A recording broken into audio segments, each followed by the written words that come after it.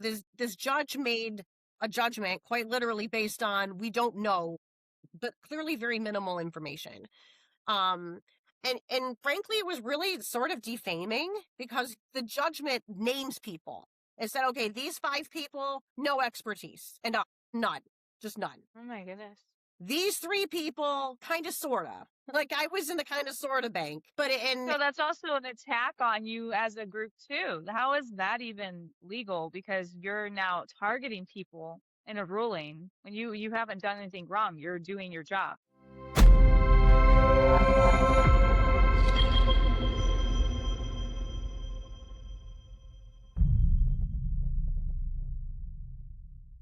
Hey guys, welcome to another episode of Through the Mirror. This episode, we got a special treat for everyone. Well, first off, we have Ravi back with us after several months of being gone. We promised we'd bring him back. And so, Ravi, thanks for coming back on. He doesn't even need an introduction. Great to be back. And then we also have another guest this evening, and it is Dr. Cathy Stein. And Dr. Stein has a PhD in epidemiology, is a professor of epidemiology, and she was recently a member of the CDC's ACIP committee. And we wanted to bring her on. There was a big thing that happened with that, with a federal court ruling. For those of you who don't know, essentially a federal judge blocked the ACIP meeting and the changes that were made to the childhood vaccine schedule, and completely shut down the whole thing. And I don't want to botch it at all, but I will pass it over to Dr. Stein. Thank you so much for coming on. We appreciate you. Thank you for having me. This will be fun. So I guess if you could kind of break this down for us, how did this come about? What happened here? Because I mean, everybody, obviously there was a lot of pushback on what ACIP was doing in the new vaccine schedule, and people were in uproar. A lot of people liked it. You know, what was kind of leading up to this, and break it down for us. Yeah, so this actually started, I think the filing started actually months ago, and then they updated it with some other changes. So I'll go back through a little bit of history. Immediately, like, the American Academy of Pediatrics didn't like the fact that when Secretary Kennedy was appointed, when he was, when he came into his position, he changed the membership of ACIP entirely. And he brought on, at that time, first there were 5, and then we got up to, I think it was 12 by September. And so there's just a whole new membership of that committee. And the American Academy of Pediatrics didn't like that. They boycotted usually all those like medical organizations like the American Academy of Pediatrics or the American Academy of Physicians and, the OBGYN group and all those groups, they all send leaders to these meetings, but AAP in particular boycotted the meetings once Secretary Kennedy changed the membership of ACIP. So just kind of keep that in mind. And so they didn't like the membership change. And they didn't like the things that were changing in, the things that ACIP was approving. So, I think some of the changes, though, we can talk about that at length at some point, but some of them were not really controversial things. It was actually the big schedule change that you mentioned was actually not done by ACIP. It was done. President Trump filed a presidential order saying he wanted Secretary and the CDC to look at the schedules of like similar countries in Europe. What do their schedules look like? And should we reconsider ours? And so that work was actually not even done by ACIP. It was done by Martin Kulldorff, who was the previous ACIP chair. He moved into a higher position at HHS, and Tracy Beth Hogue, who is now at the FDA. And it was basically, it's a really good document if anyone really wants to read it. It's very thorough, very scientific. And that is where the big change happened. And the number of vaccines dropped, like not the number of dosages, but the number of vaccines dropped from 17 to 11. That was a big, big deal, right? And so at that point, AAP updated their lawsuit, like, no, we can't do this. One of their points was in that decision, and the way that Kulldorff and Hogue framed it is by the vaccines that got changed, they weren't actually dropped. They were changed from, recommended to share decision making for high risk groups. So in other words, if you want the vaccine and if you talk to your physician or your healthcare provider and in consultation with your healthcare provider want that vaccine, you still get the vaccine. It's still covered on insurance, all that good stuff. It's just become a shared decision making thing. And the AAP argued that they didn't have time to be spending time with their patients to be doing this informed consent.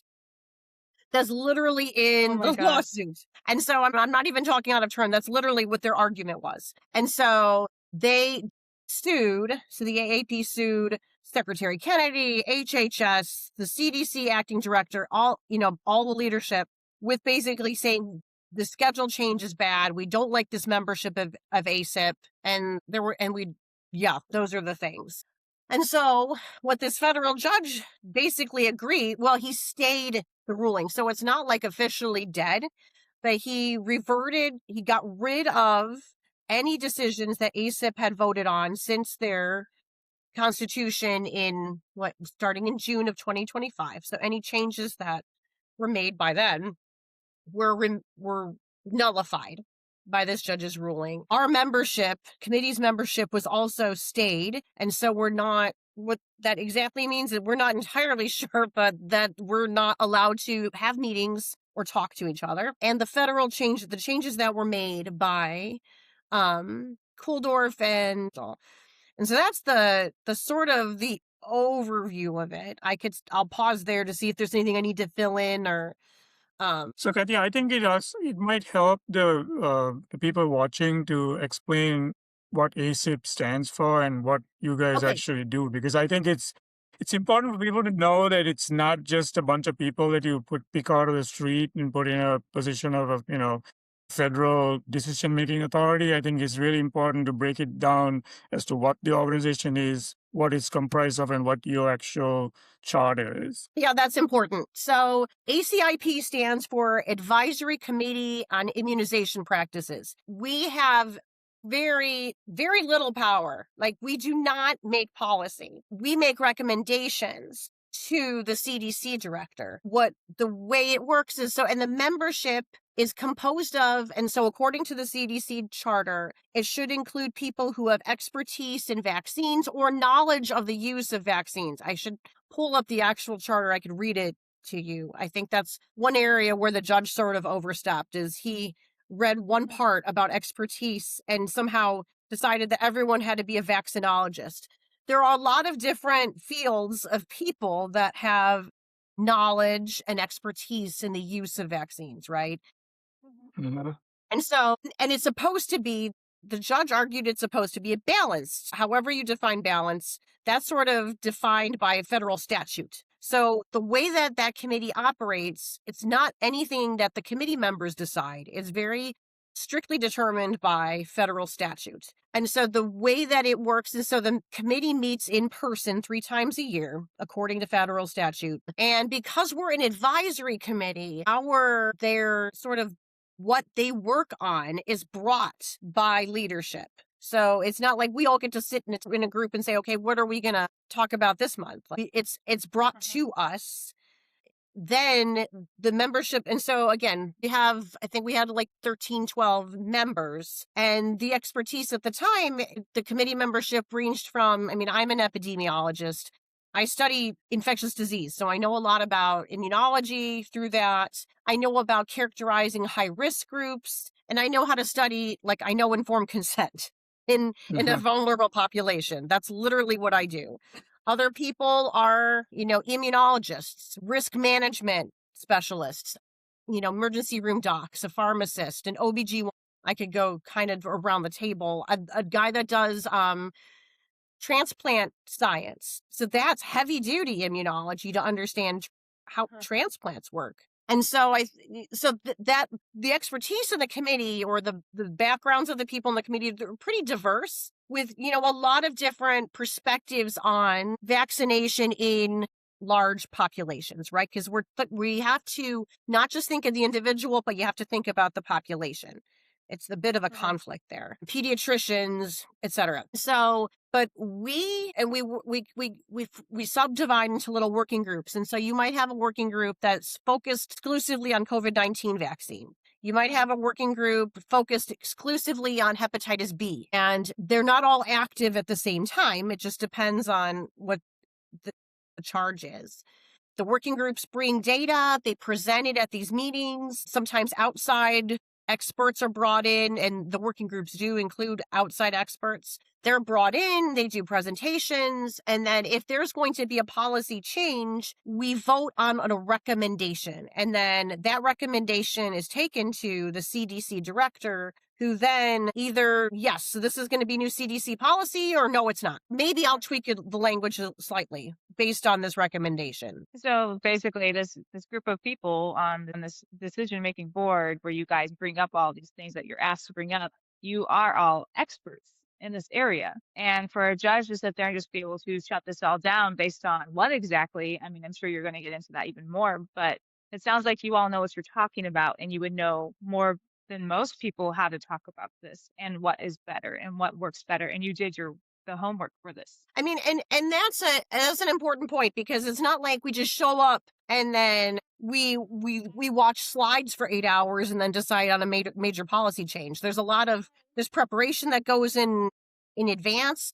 And yeah, I mean, I think I'm not sure, and I will say this because Kirk said this, and Kirk Milhoan's the committee chair. He said this in one of his interviews, so I can safely say it. Like, no one asked us for our CVs, our resumes, like what it is we define our expertise as. No, like that never was a request. And so this judge made a judgment quite literally based on, we don't know, but clearly very minimal information. And frankly, it was really sort of defaming, because the judgment names people and said, okay, these 5 people, no expertise, and none, just none. Oh my goodness. These 3 people, kind of, sort of. Like, I was in the kind of, sort of bank, so that's also an attack on you as a group too. How is that even legal? Because you're now targeting people in a ruling when you haven't done anything wrong. You're doing your job. Right. Yeah. And that's especially when you consider that it's not even accurate. The representation of our experience, expertise, it wasn't even accurate in this ruling. And so I think I don't know if we've talked about, that is something that maybe could be appealed, but I don't quite know where all that's going to go. But you're right. It's a real shame, because there clearly wasn't any consideration of what our actual expertise was. So It basically, seems there to was me like there was some. I mean, you talked about what they were saying with the you said AAP with the vaccine schedule, and it wasn't that you couldn't get certain things. It seemed like there's something underlying that has nothing to do with qualifications or lack thereof. It really doesn't. That seemed like a very piss poor excuse to me. That was what we're putting out there for the reasoning, but it just screams something else to me. Well, and I think there has been a perhaps intentional misinformation campaign that now these children no longer have access to these vaccines. That's not true. And I mean, it's not, because they're all shared decision making. And so anytime we've changed, like, for example, in December, ACIP recommended that hepatitis B switch from being just universally recommended to changing it to, it's recommended if you have a mother who is hepatitis B confirmed infected or unknown status. So it's still recommended for them. But for babies born to low risk moms, like no history of hepatitis B, not from a high risk population, it is shared decision making. So, and one of the things we actually do in these meetings is we go over insurance coverage implications. Like, it's the one area where ACIP has actual authority is we approve whether or not a vaccine can be covered by the Vaccines for Children program, which is a program for vaccine coverage for underinsured and uninsured kids. So if a kid isn't on Medicaid, but still is, like, not, under resourced, that child can access vaccines through the Vaccines for Children program. So when a vaccine is changed to shared decision making, it is still covered under Medicare, Medicaid, and Vaccines for Children. Nothing changes. And so there's been a lot of statements made in the media like, oh no, we're no longer going to have access to vaccines. How is that true? Like, they're covered. Does it scream like a money thing to you? Because I mean, that's what it comes across as, is it's a money thing. Because if And it's politics, right? if It's money and politics.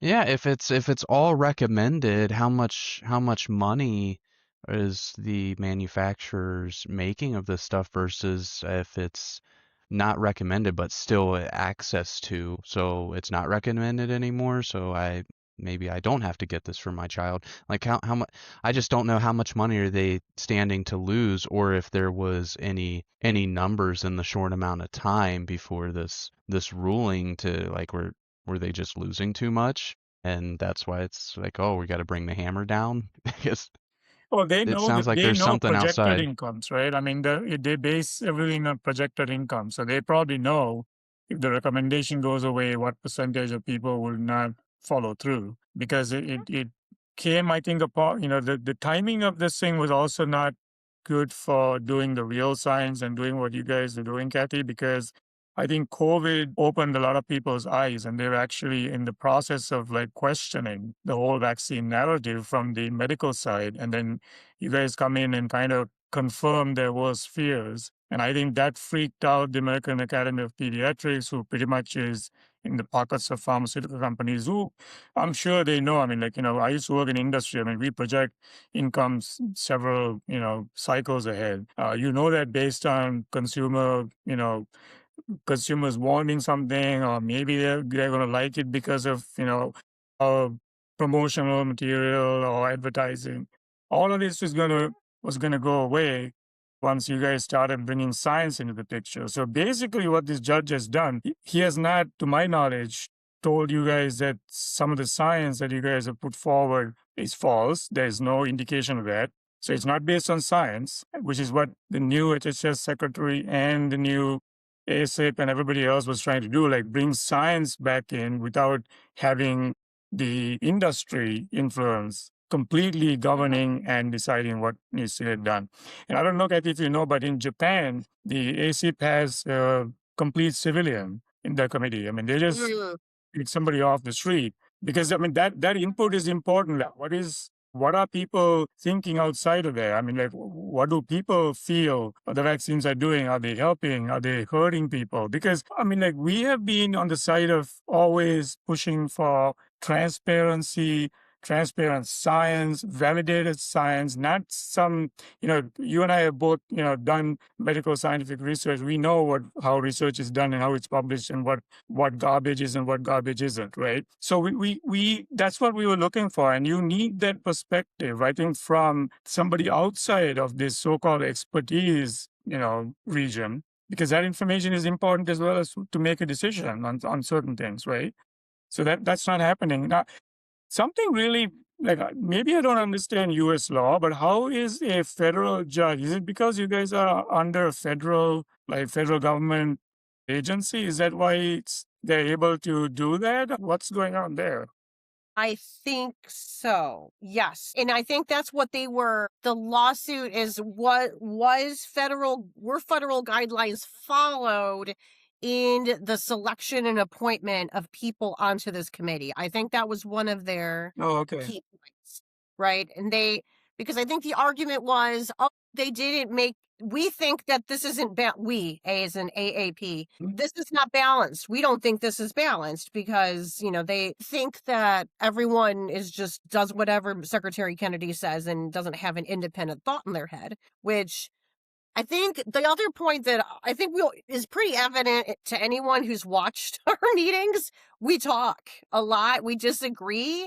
The discussions are pretty detailed, and we ask for data. I think the point you made earlier, Ravi, vaccine, people need to understand why they're being given or why they're being recommended to take a particular vaccine, right? Well, they need to understand the risks. Where do you get that information from? And during the September meeting, I asked point blank, I'm like, explain to me what is the risk of hepatitis B to a child born to a mother who is confirmed negative. Tell me that risk. Yeah. Like, this is a very simple epidemiology question. Show me that data. And they couldn't. Of course. And and that ended up being presented at a subsequent meeting. And it turns out it's just exceedingly low risk. And so, but no one bothered to ask those questions that way before. And so back to the other thing you said, Robbie, I think one of the things that the outside liaison people were asking a lot during the September meeting was, well, why are you doing this? Why are we talking about these things? It's like, well, first of all, it's their charter. We actually should revisit things. Because new data come out all the time, which you guys would have seen if we did that meeting. But new Yes. data come out all the time. Our understanding of diseases changes, and you're right. COVID really made people start questioning. And if the goal of the CDC, if the goal of these health, the AAP is to increase trust in the health system and restore trust in public health, then we should be transparent about these things. Of course. And I'm like, I can't believe this would be in the lawsuit, but you don't have time for a doctor to sit with their patient and discuss whether or not a vaccine is for them. Like, you want people to trust their doctors. You want people to make informed decisions. What they just put there is stating, oh, we don't care about our patients. We just want them to take their drugs and go home. What kind of standard is that?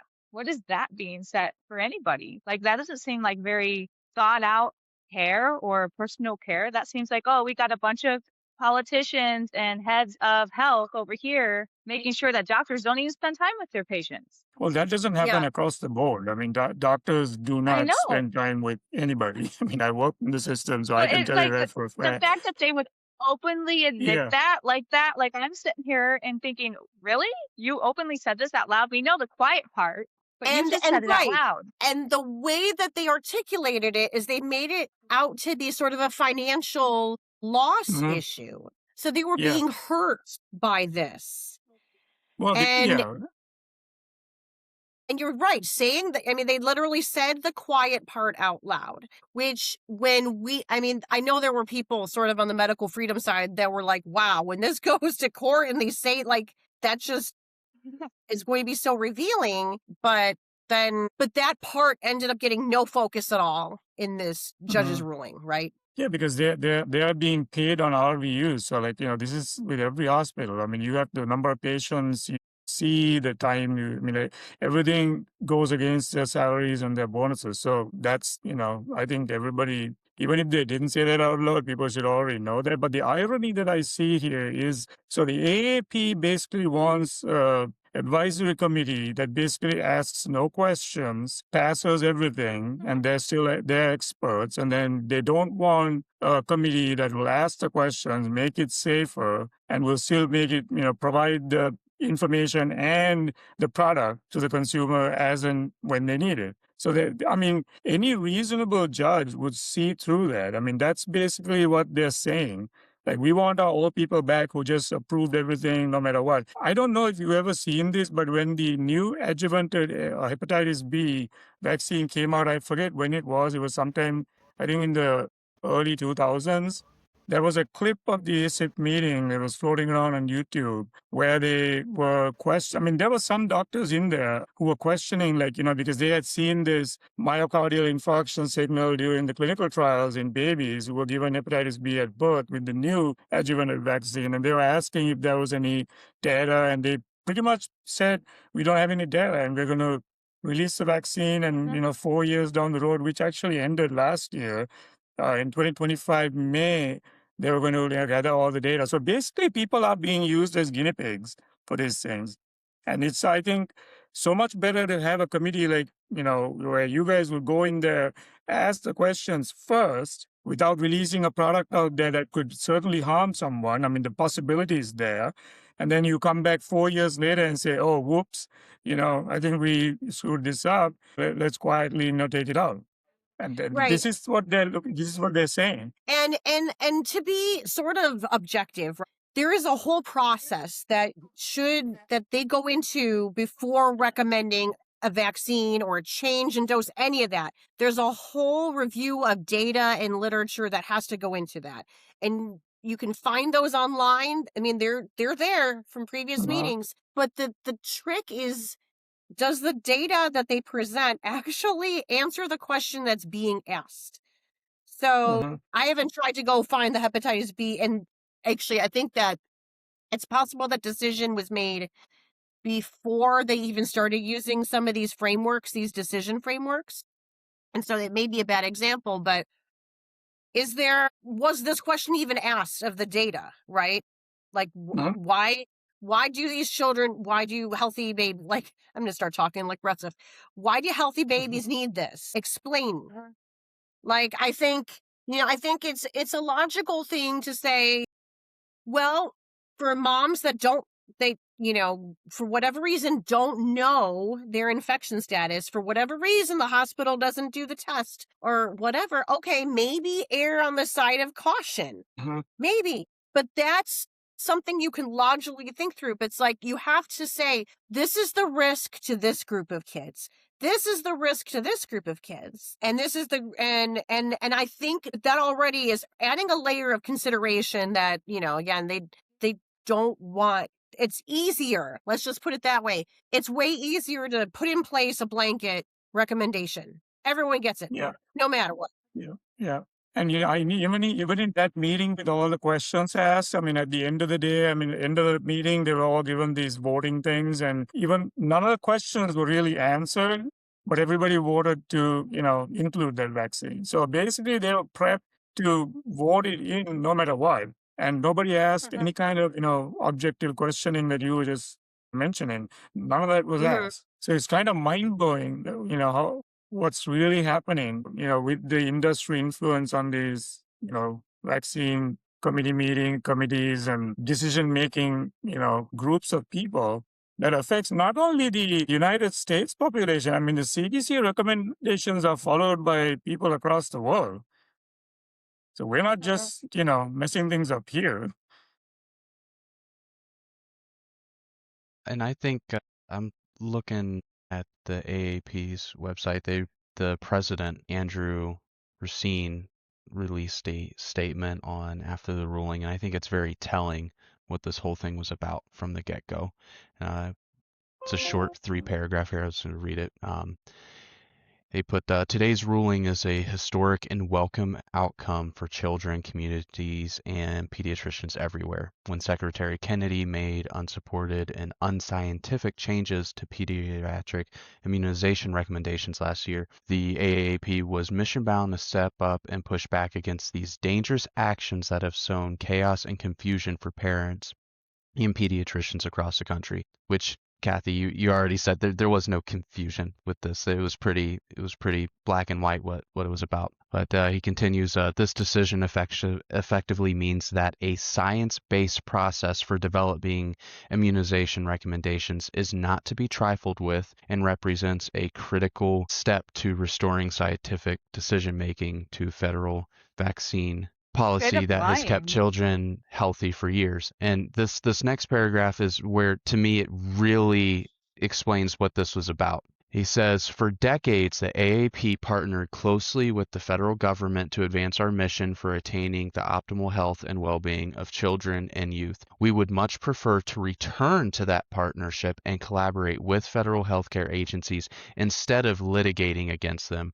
Through this partnership, the AAP and Federal Health Agency collaborated closely, reviewing the science and discussing the latest evidence alongside experts to develop clear, unified routine, childhood, and adolescent immunization recommendations that protect children from dangerous, preventable illnesses. We stand by ready to resume this role. I mean, you read in between the lines, and to me, that's totally saying, you know what, we had a seat at the table to really influence how everything was going. We got kicked out of the cool kids club. We're not happy about it, and we want to do what we want. I mean, there was a lot of words there to kind of explain that to me. But And they also boycotted the meetings.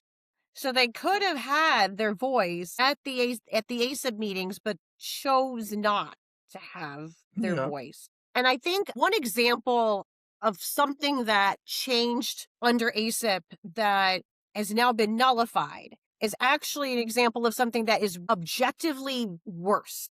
And so in the September meeting, one of the decisions, one of the data discussions was about for 12-month-old babies. So at 12 months, babies are given MMR. And the question was, do we give them MMR and varicella in the same shot, one single shot, or do we do two separate shots at 12 months? And so on one hand, parents kind of prefer just one injection rather than two. Baby cries less. Okay.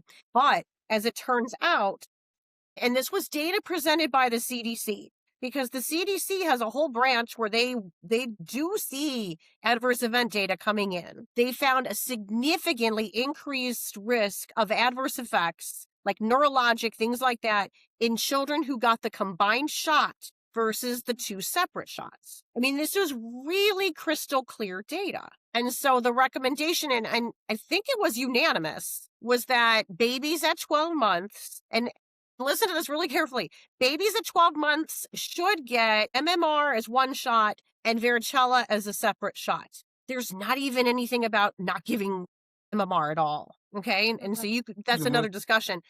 But the point is, we were recommending a safer option. Vaccines for children covered that safer option. And so if you're nullifying that decision, now you are advocating for the less safe option.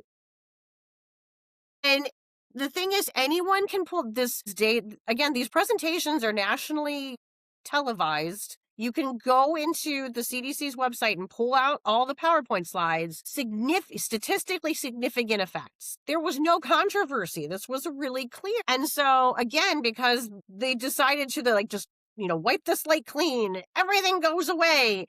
That now this judge has basically allowed for kids to get a riskier vaccine. So what exactly how is the AAP angry about that? Why are they angry about that? Because why they is don't this a care. monumental occasion? Like it's just, I mean, they don't care if it's safe or, whatever. They just want the X number of vaccines that were on the schedule given the same way so that, they don't have to explain to their, profit body, why things are different. This is basically, I mean, it's money in medicine is one of the things that drove me away from it. It's ridiculous the way things operate there. Did you guys ever have a hearing for this judge to come up with this ruling, or did he just come up with based on no hearing, right? No, Yeah, I nope. think I Which think this should again, be. it would have been nice if I had the Mhm. opportunity to provide my CV and to explain what an epidemiologist actually does. Right. It's not just that I happen to have studied infectious diseases my entire adult life. I also I run big studies. I understand how to conduct informed consent. I get that. That's supposed to be at the core of what we do. Even, Yeah. our opponents say they are about informed consent. Have they ever given an actual informed consent? Have they developed an informed consent form? Like that, understanding how to characterize risk. The fact that my child has a different risk profile for certain diseases than the child across the street. There's just different reasons for that. And so I don't know, but no one asked. And I think if you did, I think it would be really revealing, because a lot of these, I mean, we have pediatric infectious disease docs. Kirk Mulhone's a pediatric cardiologist. You can fill in the blank on what you think he may have seen in his practice over the last few years. I mean, how do you, I mean, and but the question was never even asked. well, they don't want to ask that question because it's going to bring out the truth. And something else that I find disturbing. Brianna Dressen, the head of React 19, posted that victims of vaccine injury were going to come forward and talk about, like Maddie DeGray, like that little girl was injured in the vaccine trials during the COVID vaccine. Like these people are victims. and they're left just on their own with nothing, and their voices need to be heard, and there's many victims before them, but that's not okay. This judge just silenced a bunch Mhm. of victims. Mhm. Yeah. And Was that we that a would have part of yeah. was that going to be a part of that, Kathy? I mean, do you Yes. think like that was a big reason this came about where when it did as quickly as it did to silence what was coming up? Do you think you could, you know, are you allowed to shed some light on what was coming up I mean, in your so I, next I meeting? can say because in the Federal Register, like you have to under federal statute for a meeting like this to happen, it has to be listed in the Federal Register, and you have to have at least a very basic agenda, like not super itemized, but in general. And in the Federal Register, it said that there was going to be a discussion of adverse events from the COVID-19 vaccine, and so there would have been a whole day. I mean, I'm just sort of, it was a 2-day meeting and that was topic number 1. So there would have been an entire day devoted to talking about that. So Since, essentially silencing victims. And like that's so corrupt. Like, can you imagine any other drug out there? Like we've had, drug companies pay so many fines and lawsuits per year. Like Ozempic's headed into some right now. Can you imagine like the outcry there would be with all these people with all the adverse events and normal medication use? Like right, the government or a judge doing this. But it's okay to do it here because it's vaccines. right, because vaccines are a protected class. Yeah. And yeah, I was going to say, and the other thing that would have been presented, and I can say this safely because Robert Malone has gone ahead and just published it. Like, because he didn't get to present it, he just went ahead and published it. It would have been a lot of the science underlying some of these, like why the vaccine doesn't work the way that they thought it was going to work. He has a whole, I mean, and just beautiful, detailed immunology that he would have presented. And that didn't get, so not only did those victims not get heard, but a lot of good science didn't get heard. And so if they, if these organizations say they want to be about science, then let the science be heard. Yeah, right. They don't want the science to be heard because a lot of us know the truth. A lot of us have spent years digging into that truth. We've seen it with our own eyes. And it's really, really eye-opening. I hope people do listen to this and realize this. Even if you can be for getting every vaccine on the planet, none of those were even taken away. But shouldn't it disturb you that a product you're giving your children isn't being questioned? Like, how many times do we have to see this in our like history? Like, look back in the 60s. How many times do we have to go through this painful process of going, oops, we probably should have said something. We probably shouldn't have covered that up because people's lives were destroyed or their lives were lost. I mean, how many times do we have to do this? The The truth doesn't bigger have to be problem that censored. I It never see has to. the bigger problem that I see is the public is uninformed. So this is Mhm, this is the start of the issue, because if the public were informed, then when they do something like that, then people will start. I mean, it's like what's going on now outside of this conversation, right? And people know now. I mean, like no matter what you say, the media can come out and say whatever they want. People will know what this, mhm, what they're saying is either true or false. That we don't have that in the vaccine area, or for medicine for that matter, because it's being so tightly guarded and so tightly controlled by certain groups to bring mhm, out whatever agenda that they have behind them, or protect whoever is behind them, that people don't know what's going on. I mean, you work in medicine, and half the time they just trust what is being told to them and they sign whatever that's put in front of them. And I think that needs to mhm, come, that education needs to happen as well at some point. And I don't know who's was going to do that.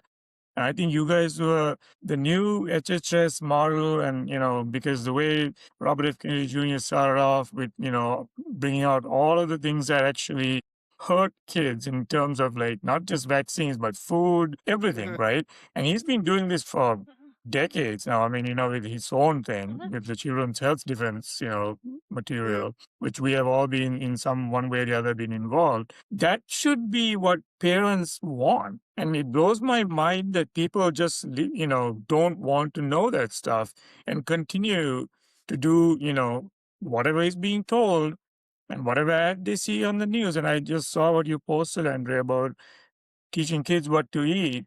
That kind of mhm, information is critical, because what you feed your kid during the first 10, 12, 15 years of their life is going to be what they're going to eat, for the rest of their life. So it's very important, like we pay attention to what we are telling our kids, showing our kids, feeding our kids, putting into our kids, injecting our kids, everything. I mean, that's how I would, as a critical thinking parent, want to do. I mean, I know all of us on this screen here knew that, but 90% of the people outside don't. And how did we get there? I mean, that's mind blowing to me. And When I would even go further there, like some of us have experienced the other side of it where you lose your health. We don't want that for our children, right? We don't want them to go Mhm. through those hard lessons. That's why we're protecting them and speaking up and standing up because we don't want to see them go through what we have, right? well, and that's what informed consent is supposed to be, right? Mhm. Like, you should take this medication because. I mean, I mean, I'll be honest, like, there was something I really didn't want to take a particular medication for, but my doctor, he said, look, this is your situation, this is your predisposition. I'm in the same boat as you. I've had the same dilemma. Like, you should really strongly consider this. And it was a conversation, and I was treated with Hmm. Mhm. respect as an individual with with autonomy, personal autonomy, not just you take these pills and go home. Like, it was a respectful thing. And that, I think too, maybe I don't know, that was one of the things that ACIP voted in September, was to improve the informed consent process for the COVID vaccines. Like, if we're going to be recommending these for people, they need to understand what it does, what it doesn't do, Mhm. and if there are risks, what are they? I mean, nothing is risk free. And so we should be Mhm. Mhm. transparent about it and then have a conversation. Do the risks outweigh like the benefits for you? Or is the risk of getting disease worse for you? Like, if you're a high risk person and you're really afraid of dying from COVID-19, okay, but you understand these other things could happen, but you would rather not, you've had the discussion. That's what informed consent is. No. Exactly. And with the children aspect, with what Ravi was saying, it seems like there's a lot of parents that are so scared that they have been doing it wrong for so many years, or that, oh, I could have hurt my children. So it's easier to be like, okay, well, I'm just going to believe what's being told to me and everything's hunky dory. Because if I believe this new data, this new science coming out, or we find out, hey, there might have been corruption in this for money and kickbacks and all this stuff, then that means, oh my gosh, like that just shatters the reality. That shatters it makes them feel like they're a bad parent, and people want to run from that. And I get it, but that seems to be a very real thing that I'm seeing, especially online. I mean, you see people talking about it all the time. No, that's not possible. Nope, it's not possible. We can't do that, and they just would rather write it off.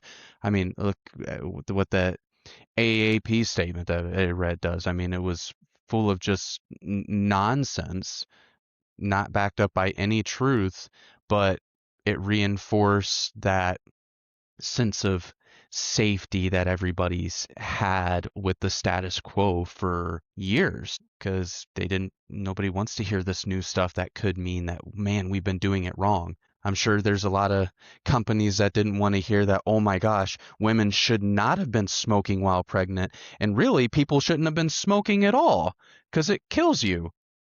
But that was a conversation that needed to happen. That was science that came out and go, oh, well, we need to totally redo this. And then it came out there was proof that tobacco companies were influencing the medical industry with this stuff. So to think that this can't happen, that we are too advanced for mistakes or even a level of financial incentives to be a part of it, is very, very short-sighted, which goes back to what you were talking about, Cathy, about having informed consent and being able to have a conversation, being able to ask questions.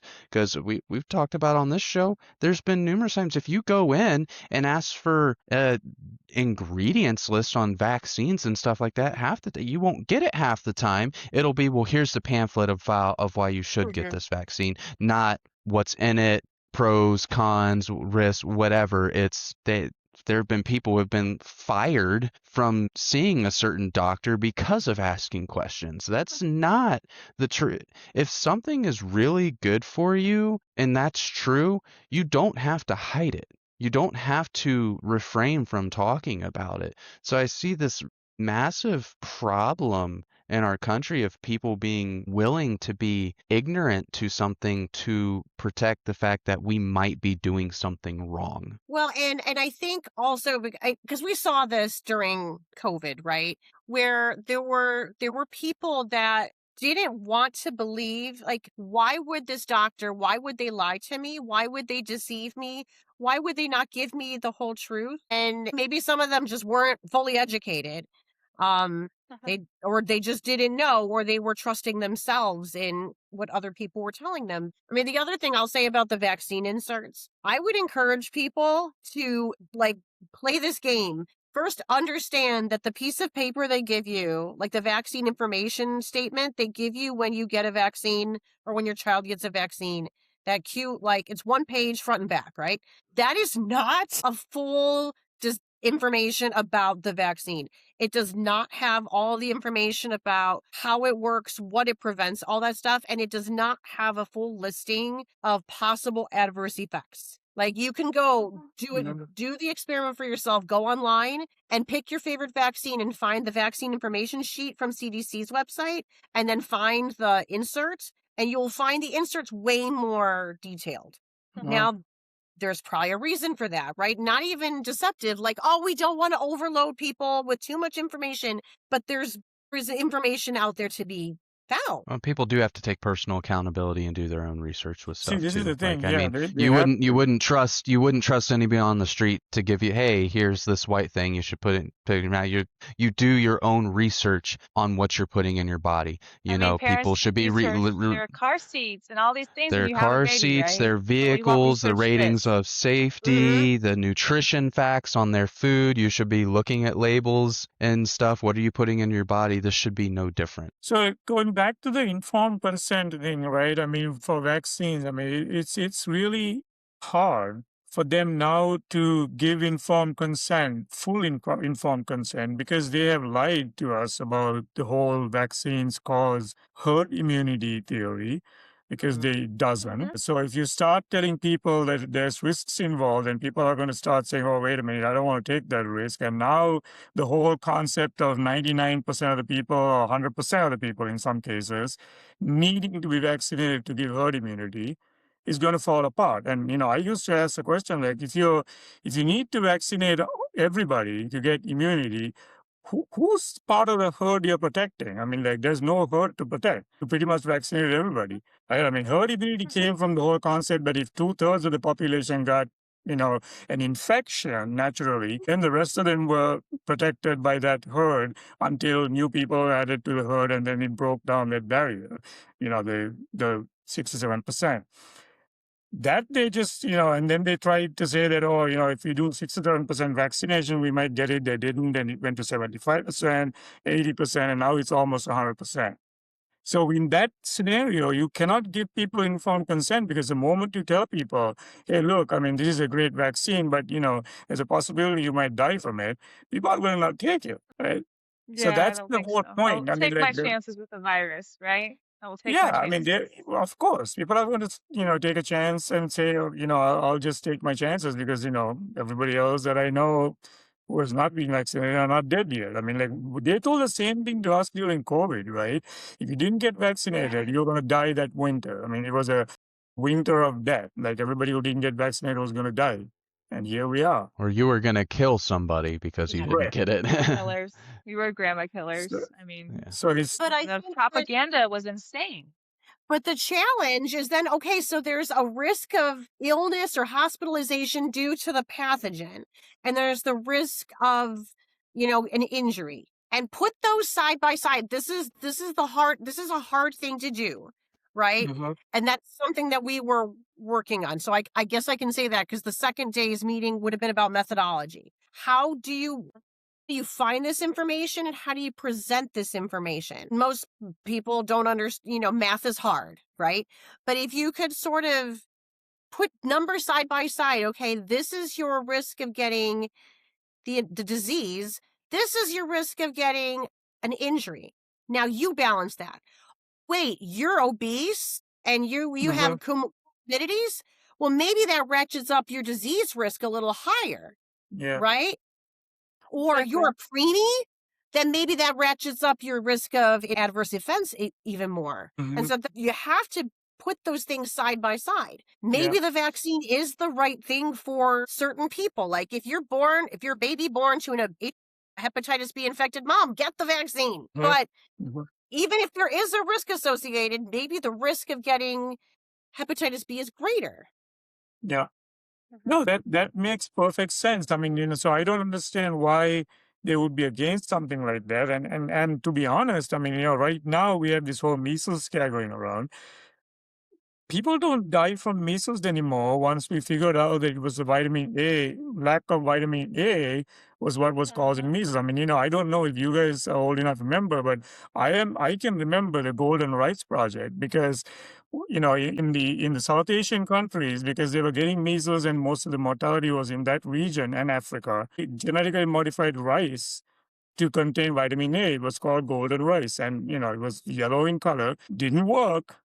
So the whole thing was, billions of dollars later was dumped on the wayside. But so this is the thing, this is the part I don't understand. The science is there for us to know what needs to be done. But yet, I mean, every time you turn on, you look at something, it'll say, these unvaccinated measles, people with no vaccination status are going around, giving people measles and they're going to all die. The last measles death, according to what I can remember, was 2003. And that also was somebody with some kind of comorbid condition in the US. So, And like you that's the said, key, Cathy. is to understand what are you looking at the risk of, right? Right. Is it, Yeah. are you going to have a fever for a day, or are you going to be hospitalized or impaired or disabled? Like, you should actually look at those different outcomes differently. Yeah. You mean the idea of individualized care for people? Like, let's just say that part out loud. How about we start getting back to being individualized? Because it is not a one size fits all. Like you brought up obesity, prematurity. This is not the same slate across the board. And I'm a holistic health practitioner. So to me, it's just like, wow, like we're getting so far away from actually helping people because we're allowing bureaucrats and pharma to sit over here and go, we need our profits and our power and our control. And we don't actually care about you. You're just a number in the doctor's office. And there's even a method to this, and I think we saw this in our state, Ohio, during COVID. We're talking about all these thousands and tens of thousands of deaths from COVID happening in Ohio, and it wasn't till later on that it comes out that over 93% of the deaths in Ohio were in nursing homes. So you were giving a blanket statement, blanket direction on what everybody needed to do based off of that. Like, that's not smart. That's not how you do things, because people were like, man, most people were like, I don't even know somebody in my circle that has died from COVID. A lot of people have had COVID. Some people got really sick, but recovered, but that just wasn't the case. And, back to being informed, it's not hard to do this. I mean, you see it on these drug commercials on TV all the time where it lists, well, here's everything it can do for you. And that last 15 to 30 seconds this is everything that could go wrong with you during the studies, whether it be, allergic reactions or chance of death or whatever the case may be, that's listed out. But vaccines is like in its own different box when it comes to this, where, well, we don't want to talk about that. We can't talk about it. We don't even, the information's out there. We just won't talk about it. And if we ask too many questions, that's a big no. Trust the science, trust us, whatever. And it's in its own realm. There's a reason for that too. I mean, if you really dissect the whole pharmaceutical medical industry, the complex itself, that is their only preventive tool that they have. Right? I mean, nothing else is pharmaceutically prevent. I mean, they'll say that you can take this drug and prevent something, but drugs mostly manage symptoms. So as far as preventing something from happening, vaccines are the only thing they had. So, you're basically asking them to give up their their bread and butter of their preventive strategy. And that's going to be a hard sell. But I think from everybody's perspective, I think what ACIP was doing, and Cathy and you and the others in that new committee was doing was what we've been asking people to do for decades, to look at the science, to tell people what is actually happening, what needs to be looked at, and make recommendations based on science rather than some assumption and, an assumption of safety, which I have seen. I mean, I just sent Trey, I sent you the video clip. Maybe you can play it some other time or just attach it to his, conversation at the end. It's very scary how things were happening before you guys showed up. And to me, that getting blocked because of somebody's complaint and a lawsuit because they don't have time to explain things to patients is borderline insane. And I hope somebody will go in and appeal that and that you guys get reinstated and carry on the good work you were doing, because that is absolutely 100% necessary for us to, get to where we were trying to go for, at least in my case, 15 years. Once I realized that what we were told was not exactly what we should have been told, and there was a lot missing, and that I had to go in and find out for myself. No.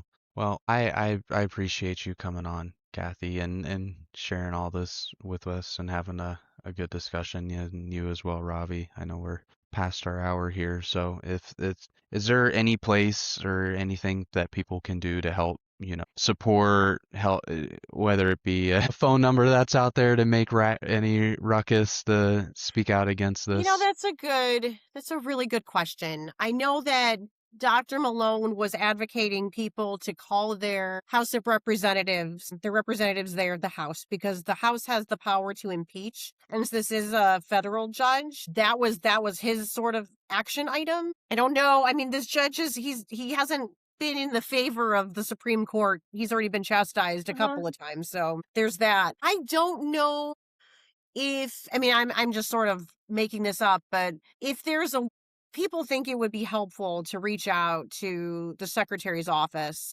and really sort of like, hey, you guys need to, reinstate this committee, do whatever appeal process that needs to happen, show support for it. Like these changes were good. Let's try to get them back. Defend the committee members that were smeared, libeled.